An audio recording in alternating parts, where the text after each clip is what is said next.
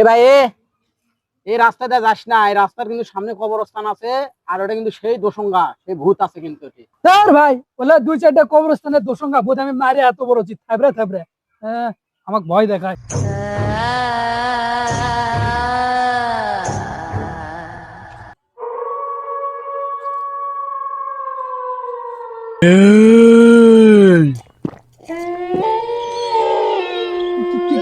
কে কে কে তুই এই রাস্তা দিয়ে কোনটি যাচ্ছু?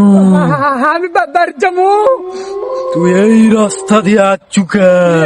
এমনি আছি আসবো না। তাহলে তুই এখন 500 টাকা দে।